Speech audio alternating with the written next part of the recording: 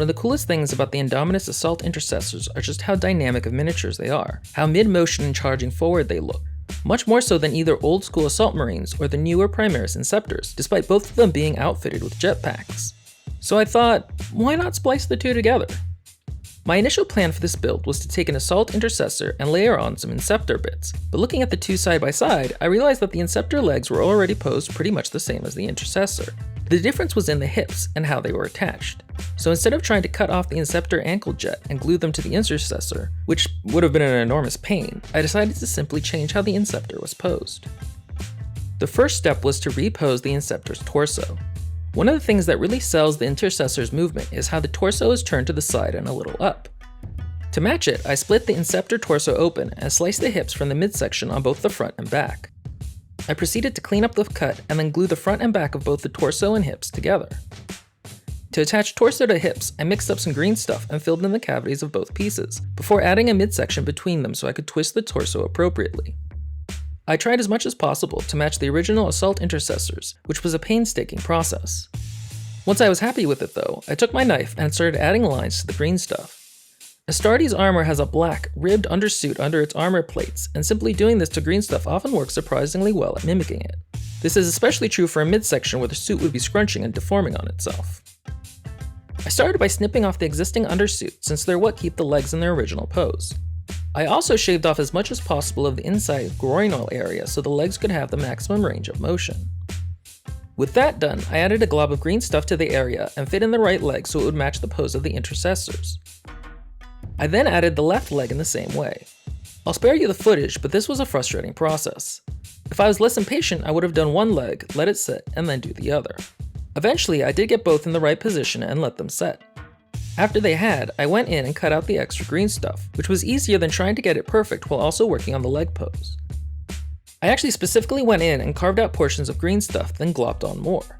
The reason for this is because no matter how hard I try to smooth it, green stuff always has a noticeable edge where it meets another material once it sets, so it's easier just to add it all as one continuous piece. I did the same thing to fill in the gaps and visible portions of the legs. The biggest was the left leg, which had a big blank spot. I smoothed green stuff over it, then lined it with my knife just as I had the Inceptor's midsection. The result was crude, and to hide it, I glued in place a pistol holster and pouches to the other iffy looking sections of the legs. Another way to have hit it would have been with a half tabard, but I felt like that would clash with the clean, techie look of the rest of the Inceptor suit. With the main body worked out, it was time to pick a head for my Inceptor. The original one no longer really works, as it's meant to be looking downward and thus has no real chin. The closest analog would be an aggressor one, which looks really similar, but I opted instead to go with the skull face of a Reaver just because I really like how it looks. I didn't attach it just yet though, because I still needed to figure out the final angle the Inceptor would sit at. Intercessors are able to have that springing forward look because they have a dedicated connection that fits in a slot in the base. I decided to mimic that by heating a wire and stabbing it through the bottom of my Inceptor's foot where it would be largely hidden. I then drilled a hole in the base I was going to use, pushed the wire through it, and then curled it upward. Later, I went in and added green stuff to keep it locked tight. I don't have the original jetpack or arms that go with the Inceptor, so I had to improvise and use the old Assault Marine one. It looked good once it was attached though, so I went ahead and added a ball of green stuff so I could put the Inceptor's head in place. Posing it was difficult because Marine heads aren't designed to crane that far back, but I mostly got him to look forward at the right angle after some fiddling. Since I didn't have the dual bolters that Inceptors use, I decided to combine them by giving my Inceptor a Terminator assault cannon. I really love the cannon, and in this case it gave my Inceptor a really interesting angular speed and weight, like a freight train barreling towards you.